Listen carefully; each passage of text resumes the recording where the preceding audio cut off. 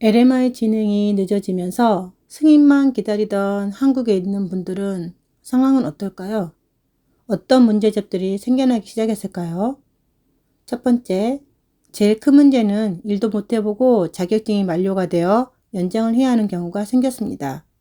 지난 5월 초 구독자 한 분으로부터 한 통의 상담 이메일을 받았습니다. 유튜브 영상 소재로 쓸 수 있도록 OK는 받았습니다.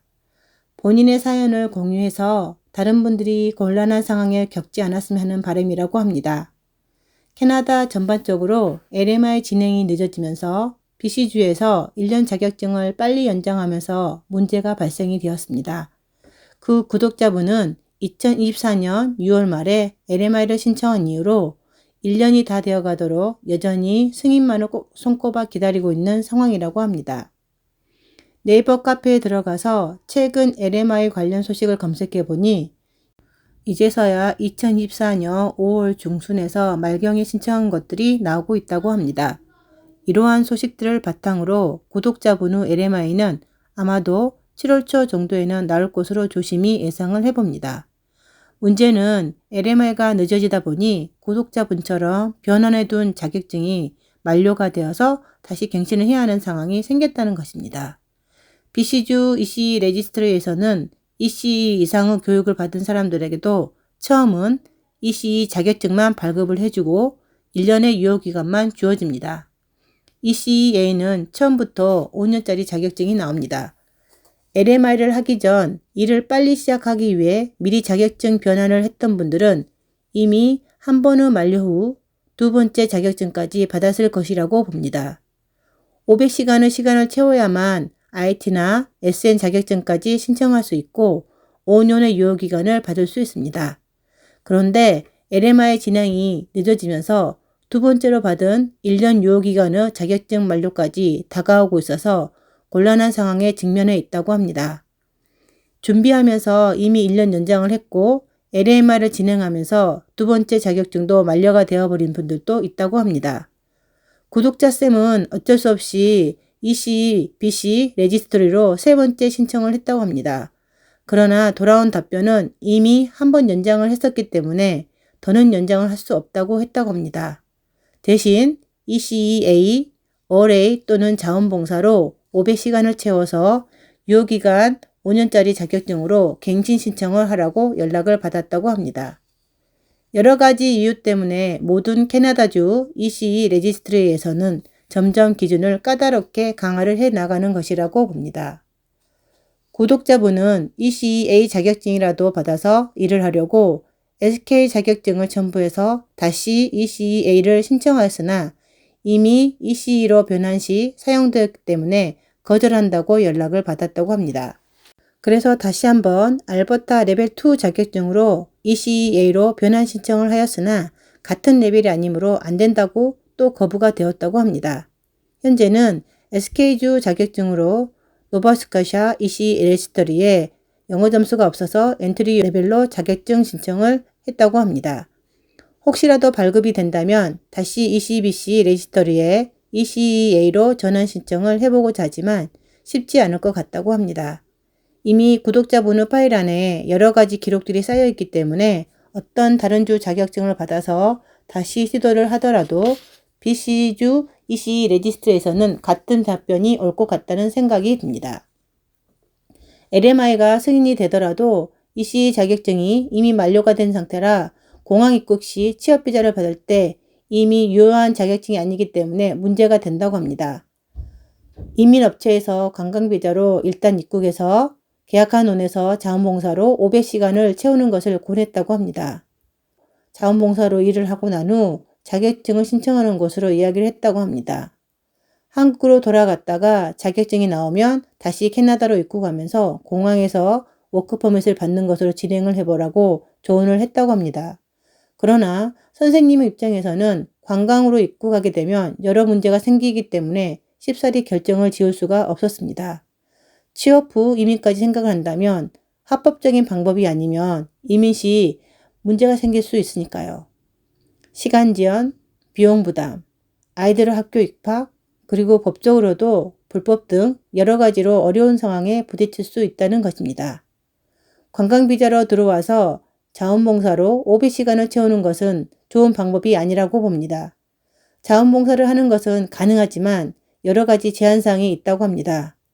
제가 셀프로 영주권 진행을 하면서 느낀 것이 있습니다. 영주권 신청 시 워크 익스피리언스 히스토리 있을 때 어떻게 그 기간을 써야 할지 잘 계획을 세워놔야 한다는 것입니다. 자원봉사 기간은 일 경력으로 사용할 수 없습니다. 학교를 다니면서 실습을 한 시간도 학력에 들어가기 때문에 일 경력으로는 간주되지 않습니다. 학생비자는 공부를 하는 것을 주 목적으로 사용되기 때문이라고 합니다. 앞으로는 시간과 비용을 투자할 수밖에 없다고 봅니다. 저처럼 캐나다 현지에서 2년 과정의 디플로마로 공부를 하는 사람들은 비싼 학비를 내야 하고 무려 5개월의 무상 실습을 해야 합니다. 코비드 전만 해도 관광비자로 혼자 먼저 들어와서 집과 일자리 또는 학교를 알아보러 캐나다로 들어온 분들도 있었습니다. 직접 LMI를 해줄 곳을 찾아 잡 오퍼를 받거나 학교 입학 허가서를 받고 한국에 들어갔다가 아이들을 데리고 들어온 경우는 종종 보았습니다. 관광비자 ETA든 비지터 비자든 자원봉사는 합법이 아닙니다. 특히 LMI를 받기 위해서 자원봉사를 하는 것이라면 더더욱 안 됩니다. 그러나 몇몇 데이케어에서는 서로 필요성으로 인해 묵인을 하고 자원봉사를 시키기도 합니다. 나중에 그런 내용은 영주권 신청 시 히스토리에 쓰면 절대 안 됩니다. 구독자분은 유학원에 관광비자로 자원봉사를 하는 것도 추후 문제가 될까 걱정이 된다고 이야기를 하고 본인이 학생비자를 받아 공부하는 방법에 대해서도 문의했다고 합니다. 유학원에서는 퀀틀런 대학 등과 같은 BC주 공립학교에서 9월 학기로 조건부 학생비자를 받아 공부를 하면서 자원봉사를 하는 것으로 이야기를 했다고 합니다.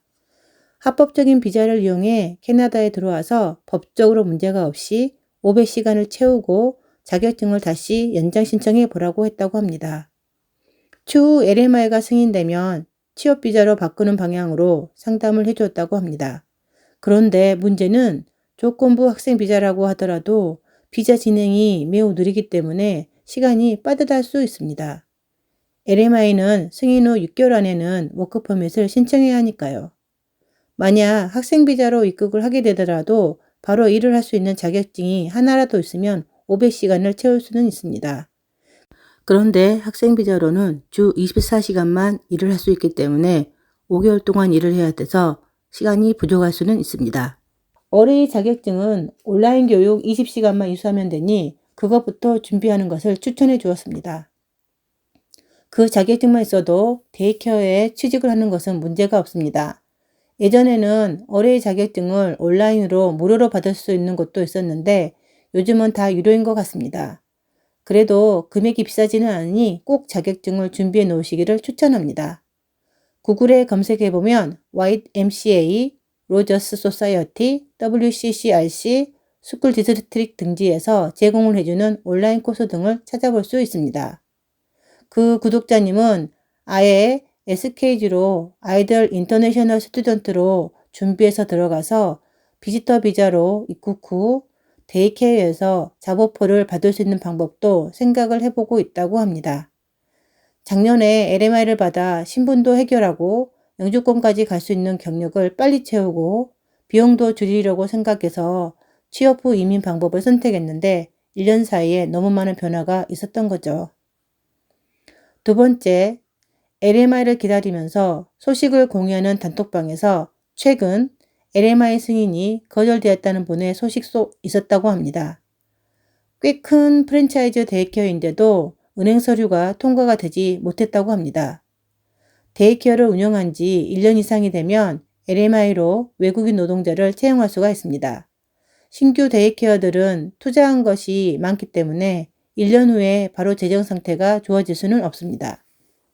투자 비용도 챙기고 실제로 이익이 나기까지는 몇 년이 걸립니다. 그래서 아주 작고 재정 상태도 그다지 좋지 않은 온과 진행 중인 선생님은 더더욱 불안한 마음이 커져만 가고 있다고 합니다. 2024년 10월 28일부터 서비스 캐나다에서는 더 이상 회계사나 변호사가 회사의 재정을 증명해주는 확인서 어테스테이션 레터를 인정하지 않겠다고 했습니다. 외국인 노동자를 채용하고 비용을 지불할 만큼 재정 상태가 튼튼한지를 제대로 증명하라고 하기 시작한 거죠. 고용주 은행에서 발행하는 파이낸셜 레터를 인정을 해준다고 합니다.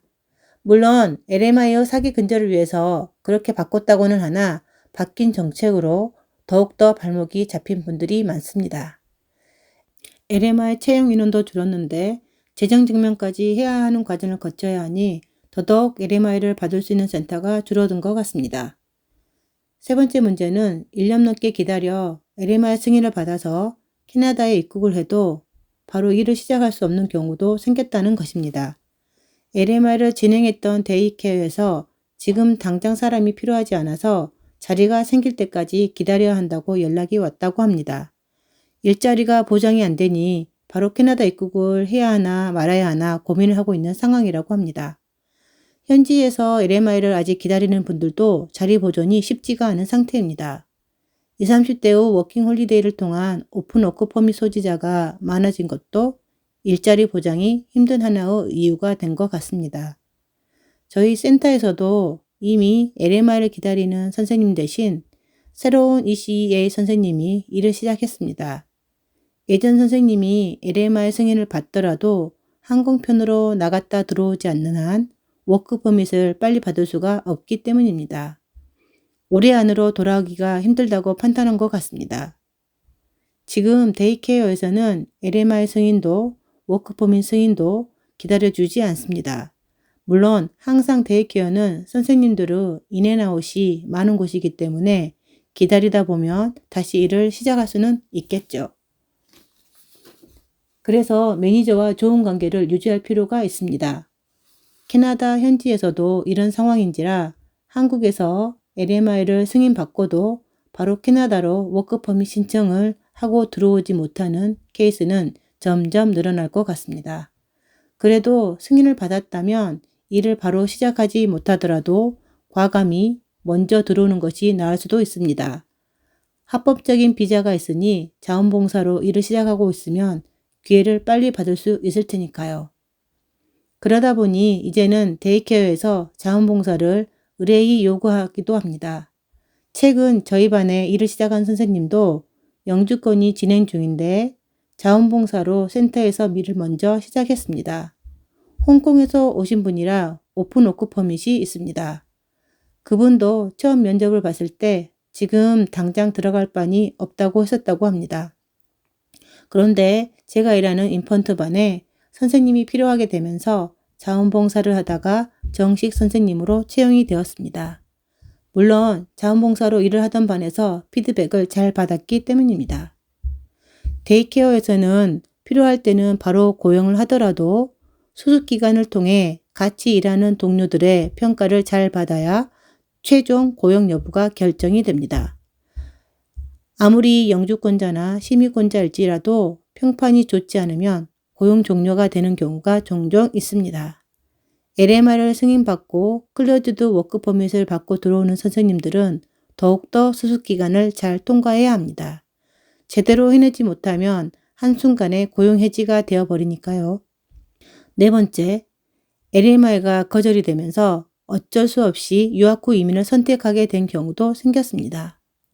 지금으로서는 유학 후 이민이 본인의 학생 비자를 받아 캐나다로 입국해서 아이들 무상교육을 하면서 졸업 후 영주권까지 진행을 하기 위해 좋은 방법이라고 생각합니다. IT 업그레이드를 위해 SK주 레벨 3 받을 학점을 추가로 다 들었으나 법이 바뀌어 신청을 못하게 된 분들도 많다고 합니다. IT와 SN 과정만으로 짧게 공부를 하고자 해도 거주 기간을 길게 받기가 쉽지 않습니다. 그래서 자격증이 있어도 거주 기간을 길게 계획하기 위해서 ECE 디플로마로 2년 공부 플러스 3년 오픈 워크 퍼밋을 받을 수 있는 공립학교로 가고 있다고 합니다. 이제는 LMI를 받고 들어오는 배우자에게 특별한 자격이 아니면 배우자 워크 퍼밋을 주지 않습니다.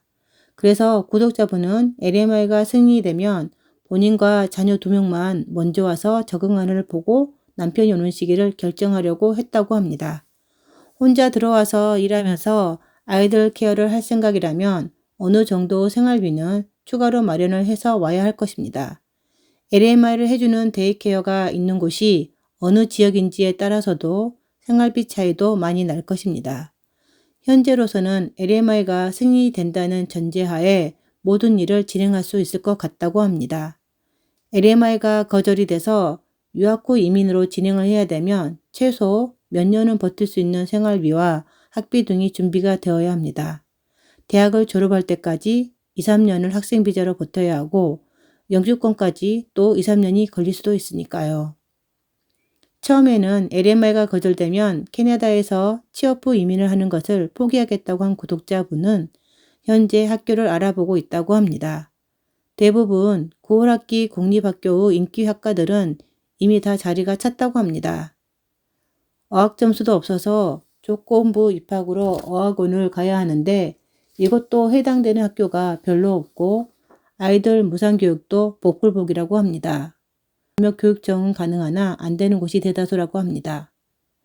학교를 가고 싶어도 영어 성적이 없고 어학원을 가면 아이들 자녀 무상교육이 안 되고 RCIP가 가능한 지역으로 가면 현재 바로 가능한 자리도 없을 뿐더러 추후 아이들 교육 환경 등이 걱정이 되어서 고민이 많다고 합니다.